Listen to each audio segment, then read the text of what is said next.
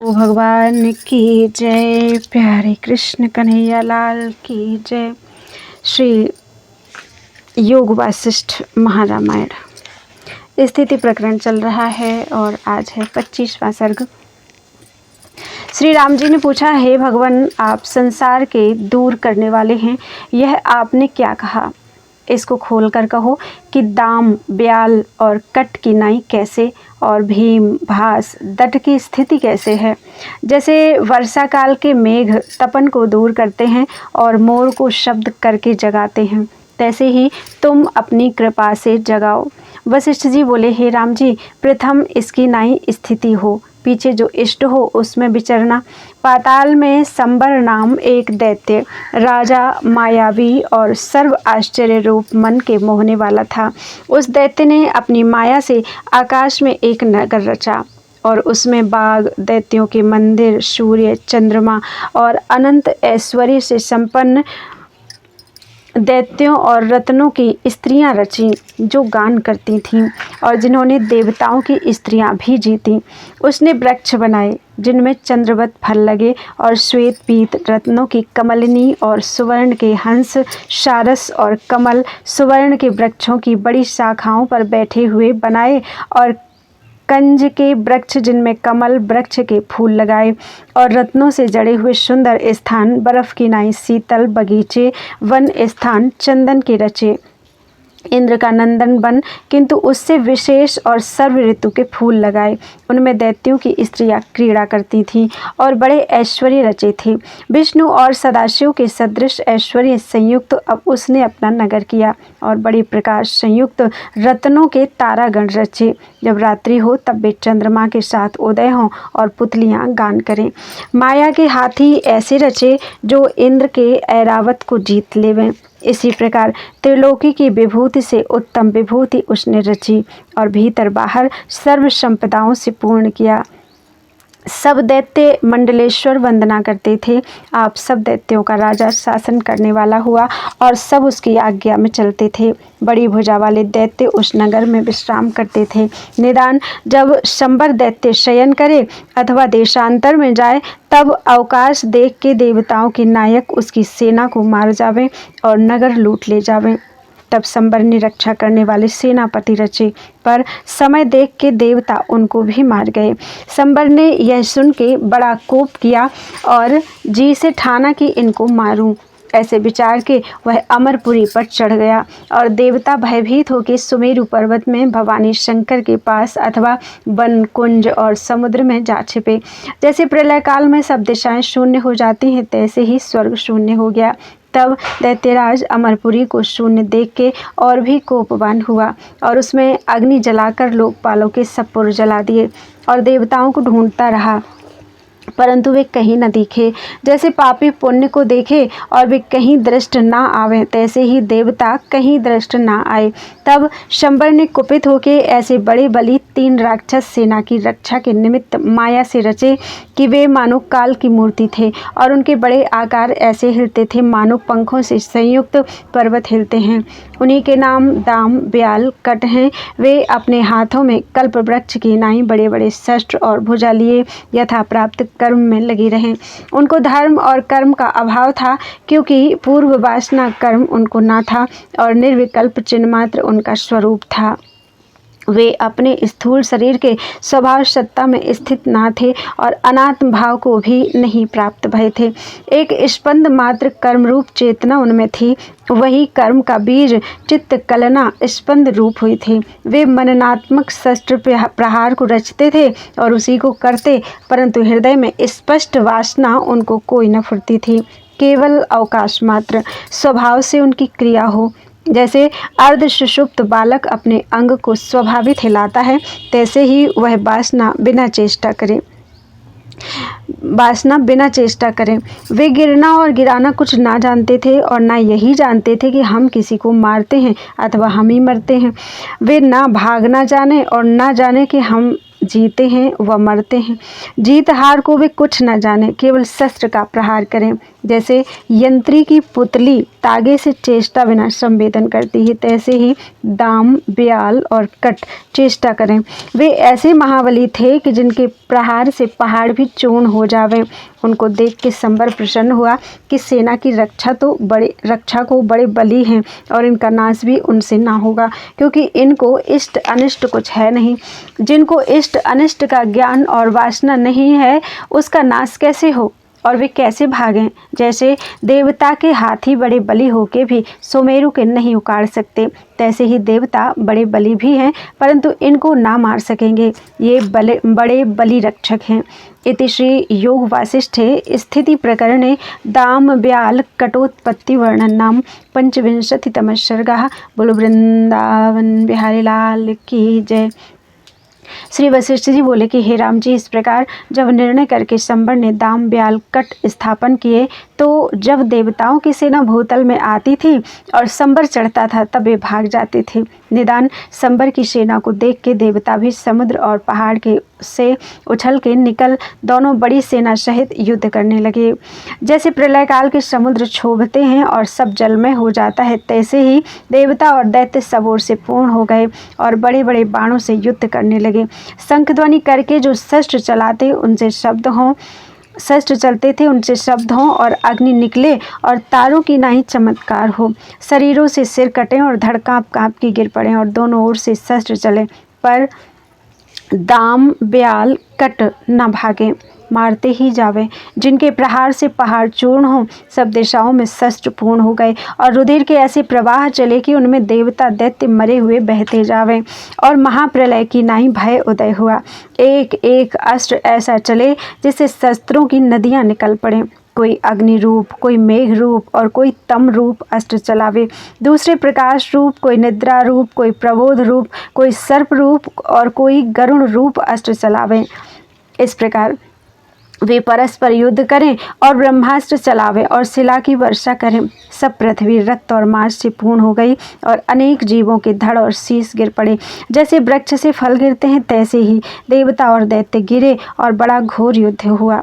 बहुत से गंधर्व, किन्नर और देवता नष्ट हुए और दैत्य भी बहुत मारे गए, परंतु दैत्यों की ही कुछ जीत रही। इस प्रकार मायावी शंबर की सेना और देवताओं का युद्ध हुआ। जैसे वर्षा काल में आकाश में मेघ घटा पूर्ण हो जाती है, तैसे ही देवता और दैत्यों की सेना इकट्ठी हो गई और दिशा विदिशा सब स्थान पूर्ण हो गए। बोलो वृंदावन बिहारी लाल की जय। इति श्री योग वासिष्ठे स्थिति प्रकरणे दाम, ब्याल, कटक संग्राम वर्णन नाम षड्विंशतितमः सर्गः। बोलो वृंदावन बिहारी लाल की जय। श्री वशिष्ठ जी बोले, हे राम जी, इस प्रकार घोर संग्राम हुआ कि देवता और दैत्यों के शरीर ऐसे गिरे जैसे पंख टूटे से पर्वत गिरते हैं। रुधिर के प्रवाह बह चलते थे और बड़े शब्द होते थे, जिससे आकाश और पृथ्वी पूर्ण हो गई। दाम ने देवताओं के समूहों को घेर लिया और ब्याल ने पकड़ के पहाड़ में पीस डाला। कट ने देवताओं के समूह चूर्ण किए, उनके स्थान तोड़ डाले और बड़ा क्रूर संग्राम हुआ।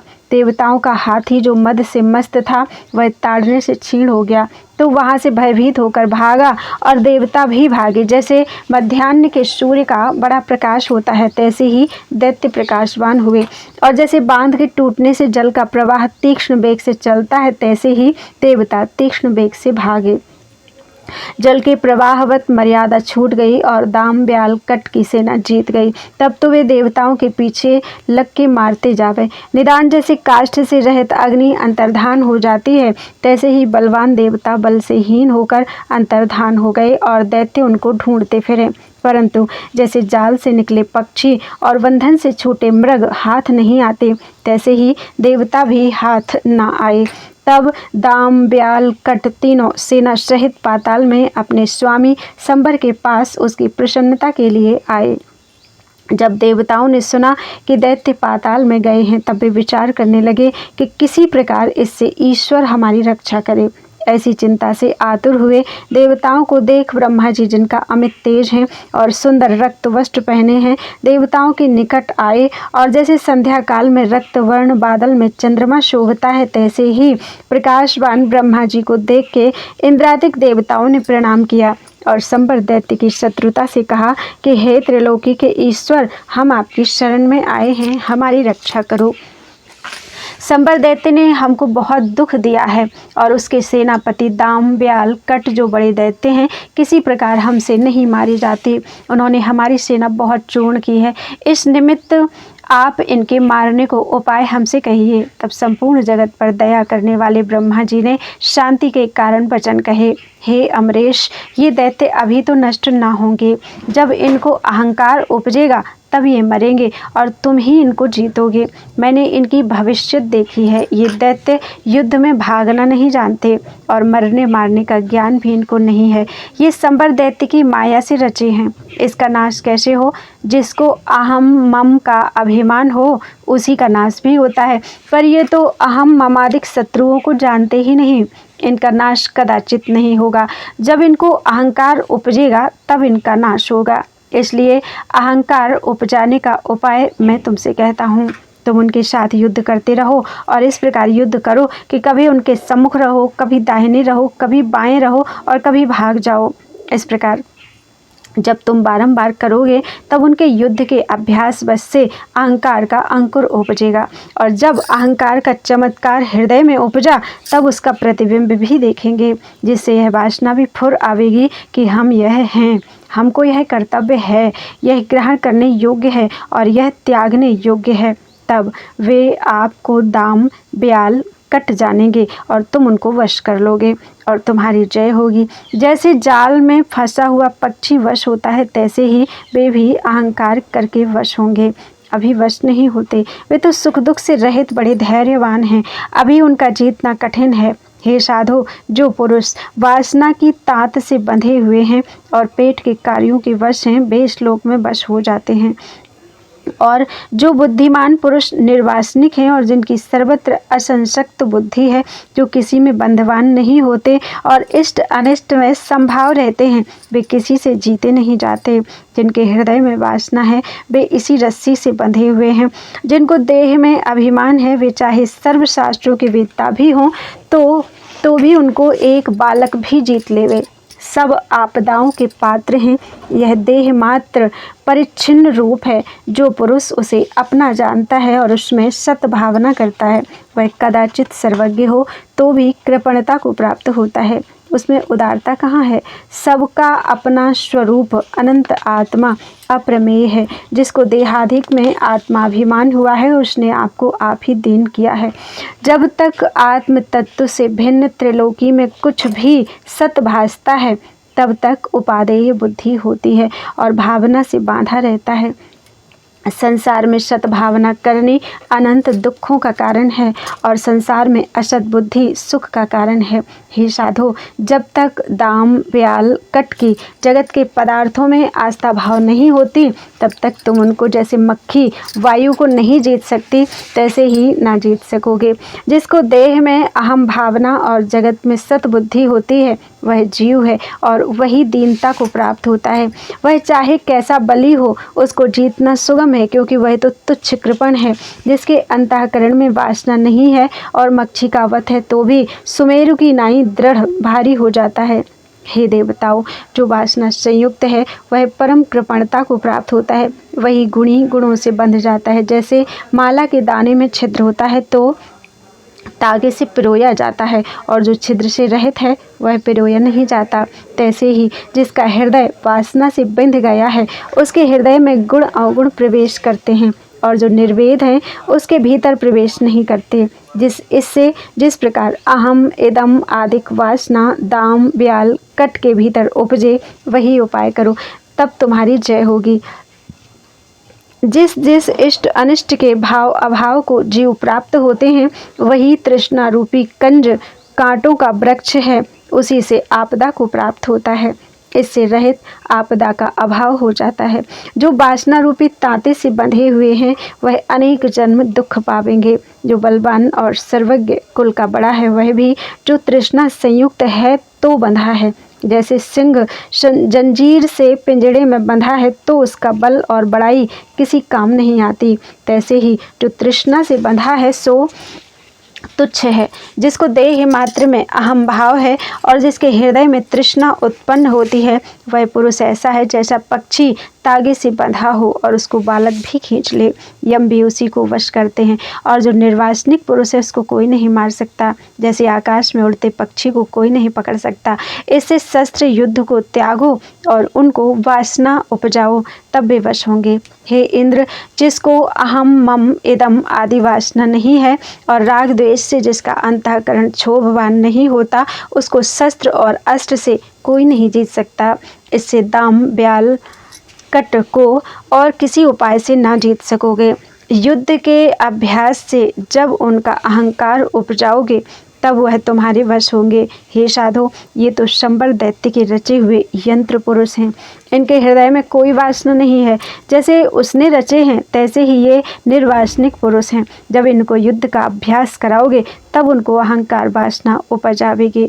यह तुमको मैंने वश करने की परम युक्ति कही है। तब तक उनके अंतःकरण में वासना नहीं फुरती, तब तक तुमसे वे अजीत हैं। इति श्री योग वासिष्ठे स्थिति प्रकरणे दामोपाख्याने ब्रह्म वाक्य वर्णन नाम सप्तविंशतितमः सर्गः। बोलो वृंदावन बिहारी लाल की जय। वशिष्ठ जी बोले, हे राम जी, जैसे समुद्र में तरंग उपज के शब्द करके लीन होता है, तैसे ही ब्रह्मा कह के जब अंतर्धान हो गए, तब देवता अपनी वांछित दिशाओं को गए और कई दिन अपने स्थान में रहे। फिर अपने कल्याण के निमित्त उनके नाश करने को उठ के युद्ध को चले। प्रथम उन्होंने शंख बजाए, जिनसे प्रलय काल के मेघों के गरजने के समान शब्द से सब स्थान पूर्ण हो गए। निदान पाताल छिद्र से शब्द सुन के दैत्य निकले और आकाश मार्ग से देवता आए और युद्ध होने लगा। बर्छी, बाण, मुद्गर, मुसल, गदा, चक्र, वज्र, पहाड़, वृक्ष, सर्प, अग्नि आदि शस्त्र अस्त्र परस्पर चलने लगे। चक्र, मुसल, त्रिशूल आदि शस्त्र ऐसे चले जैसे गंगा का प्रवाह चलता है। देवताओं और दैत्यों के समूह नष्ट होते गए, अंग फट गए, शीश भुजा कट गए, और जैसे समुद्र के उछलने से पृथ्वी जल से पूर्ण हो जाती है, तैसे ही रुधिर से पृथ्वी पूर्ण हो गई। और आकाश दिशा में अग्नि का तेज ऐसा बढ़ गया जैसे प्रलय काल में द्वादश सूर्य का तेज होता है। बड़े पहाड़ों की वर्षा होने लगी और रुधिर के प्रवाह में पहाड़ ऐसे भ्रमते फिरते थे जैसे समुद्र में तरंग और भंवर फिरते हैं। हे राम जी, ऐसा युद्ध हुआ कि क्षण में पहाड़ और शस्त्र के प्रवाह, क्षण में सर्प, क्षण में गरुण दिखें और अप्सरागण अंतरिक्ष में भासें, क्षण में जलमय हो जावें, क्षण में सब स्थान अग्नि से पूर्ण हो जावें, क्षण में सूर्य का प्रकाश भासे और क्षण में सर्व ओर से अंधकार भासे। निदान महाभयानक युद्ध होने लगा। दैत्य आकाश में उड़ उड़ के युद्ध करें और देवता वज्र आदि शस्त्र चलावें, और जैसे पंख से रहित पहाड़ गिरते हैं, तैसे ही दैत्यों के अनेक समूह गिर के भूमि लोक पर आ पड़े, और उनमें किसी का सिर, किसी की भुजा और किसी के हाथ पैर कटे हैं। वृक्षों और पहाड़ों के समान उनके शरीर गिर गिर पड़े और अनेक संकट को देवता और दैत्य प्राप्त हुए। इति श्री योग वासिष्ठे स्थिति प्रकरणे सुरासुर युद्ध वर्णन नाम अष्टाविंशतितमः सर्गः। बोलो वृंदावन बिहारी लाल की जय। श्री वशिष्ठ जी बोले, हे राम जी, देवताओं का धैर्य नष्ट हो गया और युद्ध त्याग के अंतर्धान हुए और 35 वर्ष के उपरांत फिर युद्ध करने लगे। कभी 5 वर्ष 7, कभी 8 दिन के उपरांत युद्ध करते थे और फिर छिप जाते थे। ऐसे विचार कर छल से ये उनसे युद्ध करें, कभी दाम ब्याल कट के निकट जावें, कभी दाहिने, कभी बाएं, कभी आगे और कभी पीछे दौड़ने लगे और इधर उधर देख के मारने लगे।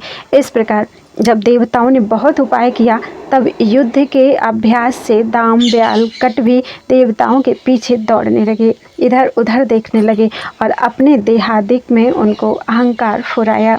हे राम जी, जैसे निकटता से दर्पण में प्रतिबिंब पड़ता है, दूर का नहीं पड़ता, तैसे ही अतिशय अभ्यास से अहंकार फुराता है, अन्यथा नहीं फुरता। जब अहंकार उनको फुरा, तब पदार्थों की वासना भी फुराई और फिर यह फुरा कि हम दाम ब्याल कट हैं, किसी प्रकार जीते रहें। इस इच्छा से वे दीन भाव को प्राप्त हुए और भय पाने लगे कि इस प्रकार हमारा नाश होगा, इस प्रकार हमारी रक्षा होगी। वही उपाय करें जिससे हम जीते रहें। इस प्रकार आशा की फांस में बंधे हुए वे दीन भाव को प्राप्त हुए और आपको देह मात्र में आस्था करने लगे कि देह रूपी लता हमारी स्थिर रहे, हम सुखी हों, इस वासना संयुक्त हो और पूर्व का धैर्य त्याग के भी जानने लगे कि यह हमारे शत्रु नाश करता है, इनसे किसी प्रकार बचें। उनका धैर्य नष्ट हो गया और जैसे जल बिना कमल की शोभा जाती रही, तैसे ही इनकी शोभा जाती रही। खाने पीने की वासना फुराई और संसार की भयानक गति को प्राप्त हुए। तब वे आश्रय लेकर युद्ध करने लगे और ढाल आदि आगे रखे। वे अहंकार से ऐसे भयभीत हुए कि हमको ये मारते हैं, हम इनको मारते हैं। इस चिंता में इन सबके हृदय फंस गए और सनई सनई युद्ध करने लगे। जब देवता शस्त्र चलावें तब वे बच जावें और भयभीत होकर भागे। अहंकार के उदय होने से उसके मस्तक पर आपदा ने चरण रखा और वे महादीन हो गए और ऐसे हो गए कि यदि कोई उनके आगे आ पड़े तो भी उसको ना मार सके। जैसे काष्ठ से रहित अग्नि क्षीर को नहीं भक्षण करती, तैसे ही वे निर्बल हो गए। उनके अंग काटे जावे तो वे भाग जावें और जैसे समान सूर्य युद्ध करते हैं तैसे ही युद्ध करने लगे। हे राम जी, कहाँ तक कहूँ, वे मरने से डरने लगे और युद्ध ना कर सके। तब देवता वज्र आदि से उनको प्रहार करने लगे, जिनसे वे चूर्ण हो गए और भयभीत होकर भागे। निदान दैत्यों की सब सेना भागी और जो देश देशांतर से आए थे वह भी सब भागे। कोई किसी देश को, कोई किसी देश को। पहाड़, कंदरा और जल में चले गए और जहाँ जहाँ स्थान देखा वहाँ वहाँ चले गए। निदान जब दैत्य भयभीत होकर हारे और देवताओं की जीत हुई तो दैत्य भाग के पाताल में जा छिपे। इति श्री योग वासिष्ठे स्थिति प्रकरणे दाम्ब्याल कटोपाख्याने असुर हनन नाम एकोनत्रिंशत्तमः सर्गः। बोलो वृंदावन बिहारी लाल की जय। वशिष्ठ जी बोले, हे राम जी, तब देवता प्रसन्न हुए और देवताओं का भय पाके दाम्ब्याल कट पाताल में गए और संबर से भी डरे। संबर प्रलय काल की प्रज्वलित अग्नि का रूप था। उसका भय करके दाम्ब्याल कट 7वें पाताल में गए और दैत्यों के मंडल को छेद के वहाँ यम किंकर रहते हैं, उसमें कुकुहा नाम होकर जा रहे। नरक रूपी समुद्र के पालक यम किंकरी ने दया करके इनको बैठाया। जैसे पापी को चिंता प्राप्त होती है तैसे ही इनको स्त्रियां प्राप्त हुईं। उनके साथ 7वें पाताल में रहे। फिर इनके पुत्र पौत्रादिक बड़ी संतानें हुईं और उन्होंने सहस्त्र वर्ष व्यतीत किए। वहाँ उनको यह वासना दृढ़ हो गई कि यह मैं हूँ, यह मेरी स्त्री है और पुत्र कलत्र बांधवों में बहुत स्नेह हो गया। एक काल में वहाँ अपनी इच्छा से धर्मराज नरक के कुछ काम के लिए आया और उसको देख के सब किंकर उठ खड़े हुए और प्रणाम किया। पर दाम्ब्याल कट ने, जो उसकी बड़ाई न जानते थे, उसे किंकर समान जान के प्रणाम न किया। तब यमराज ने क्रोध किया और समझा कि ये दुष्ट मानी हैं, इनको शासना देनी चाहिए। इस प्रकार विचार करके यम ने किंकरों को सैन की और इनको परिवार संयुक्त अग्नि की खाई में डाल दो। यह सुन वे रुदन करने लगे और पुकारने लगे, पर इनको उन्होंने डाल दिया और परिवार संयुक्त नरक की अग्नि में वे ऐसे जले जैसे दावाग्नि में पत्र, टास, फूल, फल संयुक्त वृक्ष जल जाता है। तब मलिन वासना से वे क्रांत देश के राजा के धीवर हुए और जीवों की हिंसा करते रहे। जब धीवर का शरीर छूटा तब हाथी हुए, फिर चील हुए, फिर बगुले हुए, फिर त्रिगर्त देश में धीवर हुए और फिर बर्बर देश में मच्छर हुए और मगध देश में कीट हुए। हे राम जी, इस प्रकार दाम, ब्याल, कट तीनों ने वासना से अनेक जन्म पाए और फिर कश्मीर देश में एक ताल है, उसमें तीनों मच्छ हुए। वन में अग्नि लगी थी इसलिए उनका जल भी सूख गया। अल्प जल उष्ण रहा है, उसमें रहते हैं और वही जल पान करते हैं, मरते हैं न जीते हैं। उनकी जो संपदा है उसको भी नहीं भोग सकते, चिंता से जलते हैं। हे राम जी, अज्ञान से जीव अनेक बार जन्मते हैं, जैसे समुद्र में तरंग उपजते हैं और मिटते हैं और जल के भंवर में तृण भ्रमता है, तैसे ही वासना भ्रम से वे फिरे। अब तक उनको शांति नहीं प्राप्ति हुई। अहंकार वासना महादुख का कारण है, इसके त्याग से सुख है, अन्यथा सुख कदाचित नहीं। इति श्री योग वासिष्ठे स्थिति प्रकरणे दाम ब्याल कट जन्मांतर वर्णनाम 63 सर्गः। वशिष्ठ जी बोले, हे राम जी, तुम्हारे प्रबोध के निमित्त मैंने तुमको दाम ब्याल कट का न्याय कहा है, उनकी नाई तुम मत होना। अविवेकी का निश्चय ऐसा है कि अनेक आपदा को प्राप्त करता है और अनंत दुख भोगाता है। कहाँ शंबर दैत्य की सेना के नाथ और देवताओं के नाश करता, और कहाँ तो जल के मत्स्य हो जर्जरी भाव को प्राप्त हुए। कहाँ वह धैर्य और बल जिससे देवताओं का नाश करना और भगाना और आप चलायमान ना होना, और कहाँ क्रांत देश के राजा के किंकर धीवर होना।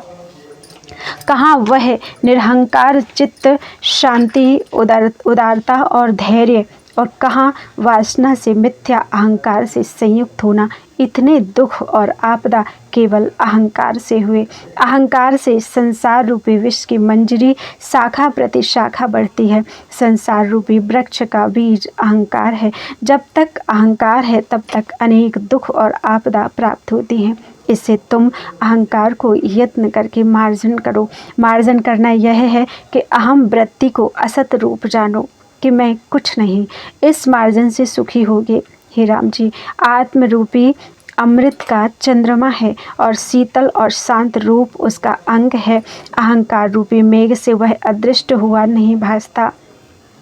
जब विवेक रूपी पवन चले तब अहंकार रूपी बादल नष्ट हों और आत्म रूपी चंद्रमा प्रत्यक्ष भासे। जब अहंकार रूपी पिशाच उपजा तब तो दाम ब्याल कट तीनों माया रूप दानव शत होके अनेक आपदाओं को भोगते हैं, और अब तक वे कश्मीर के ताल में मच्छ रूप से पड़े हैं और शिवाल के भोजन करने को यत्न करते हैं। जो अहंकार न होता तो इतनी आपदा क्यों पाते। हे राम जी, राम जी बोले, हे भगवान, सत का अभाव नहीं होता और असत का भाव नहीं होता। असत दाम ब्याल कट सत कैसे हुए। वशिष्ठ जी बोले, हे राम जी, इस प्रकार है कि जो सत नहीं है सो भान नहीं होता, परंतु कोई सत को असत देखता है और कोई असत को सत देखता है। जो स्थिति है इसी युक्ति मैं तुमको प्रबोध करूँगा। राम जी ने पूछा, हे भगवान, हम तुम जो ये सब हैं वे सत्य रूप हैं, और दामादिक माया मात्र असत रूप थे, वे सत कैसे हुए यह कहिए। वशिष्ठ जी बोले, हे राम जी, जैसे दाम आदिक माया रूप मृग तृष्णा के जलवत असत से स्थित हुए थे, तैसे ही तुम, हम, देवता, दानव, संपूर्ण संसार असत माया मात्र सत होके भासता है, वास्तव में कुछ नहीं। जैसे स्वप्न में जो अपना मरना भासता है वह असत रूप है, तैसे ही हम तुम आदि यह जगत असत रूप है। जैसे स्वप्न में जो अपने में मरे बांधव आन मिलते हैं और प्रत्यक्ष चर्चा करते भासते हैं वे असत रूप होते हैं, तैसे ही यह जगत भी असत रूप है। हे राम जी, मेरे वचन मूढ़ों का विषय नहीं, उनको नहीं शोभते, क्योंकि उनके हृदय में संसार का सद्भाव दृढ़ हो गया है और अभ्यास बिना इस निश्चय का अभाव नहीं होता। जैसा निश्चय किसी के हृदय में दृढ़ हो रहा है वह दृढ़ अभ्यास के यत्न बिना कदाचित दूर नहीं होगा। जिसको यह निश्चय है कि जगत सत्य है वह मूर्ख उन्मत्त है, और जिसके हृदय में जगत का सद्भाव नहीं होता वह ज्ञानवान है।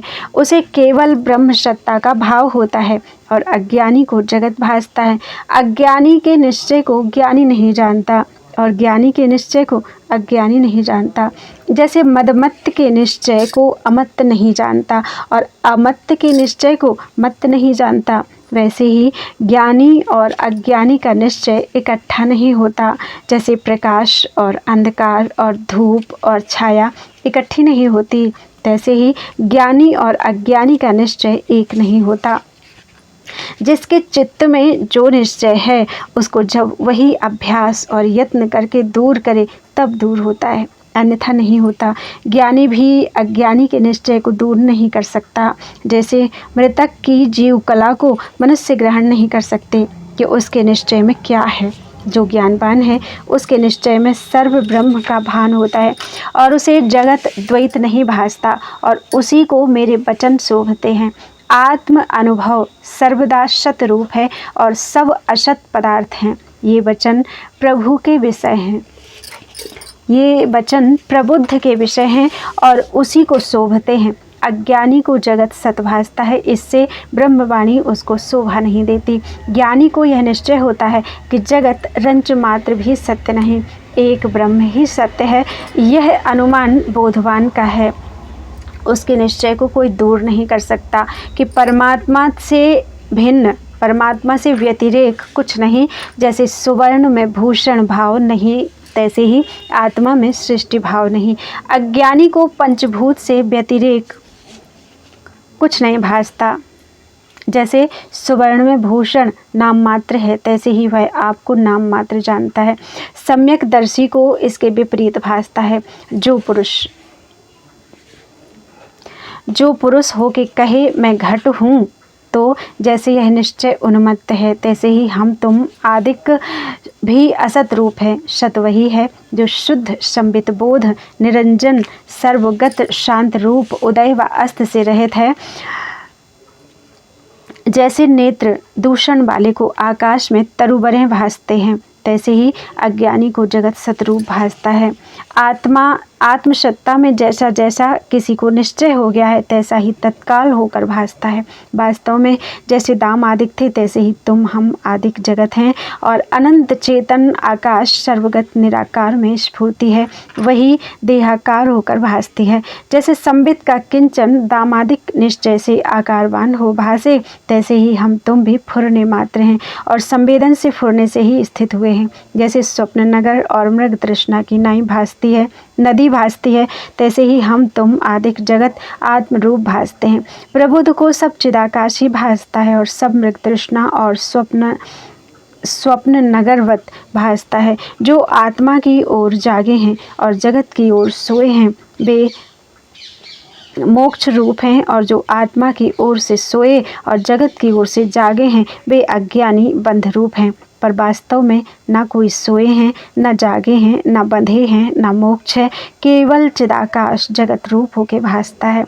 निर्वाण सत्ता ही जगत लक्ष्मी होकर स्थित हुई है और जगत निर्वाण रूप है। दोनों एक वस्तु के पर्याय हैं। जैसे तरु और बिटप एक ही वस्तु के दो नाम हैं, तैसे ही ब्रह्म और जगत एक ही वस्तु के पर्याय हैं। जैसे आकाश में तरवरे भासते हैं और हैं नहीं, केवल आकाश ही है, तैसे ही अज्ञानी को ब्रह्म में जो जगत भासते हैं, वे है नहीं, ब्रह्म ही है। जैसे नेत्र में तिमिर रोग वाले को जो तरवरे भासते हैं, वे तरवरे नेत्र रोग से भिन्न नहीं हैं, तैसे ही अज्ञानी को अपना आप चिदाकाश ही अन्य रूप हो भासता है। वह चिदाकाश सर्व और व्यापक रूप है और उससे भिन्न जगत असत है। सत्य रूप एक विस्तृत आकार महाशिलावत घन स्वच्छ निष्पन्द उदय अस्त से रहित वही सत्ता है। इसलिए सर्व कलना को त्याग कर उसी अपने आप में स्थित हो। इति श्री योग वासिष्ठे स्थिति प्रकरणे निर्वाण उपदेशो नाम 1/63 सर्गः। बोलो वृंदावन बिहारी लाल की जय। तदीयं वस्तु गोविंदे तुभ्यमेव समर्पये, तेन त्वदङ्घ्रि कमले रतिं मे यच्छ शाश्वतीम्।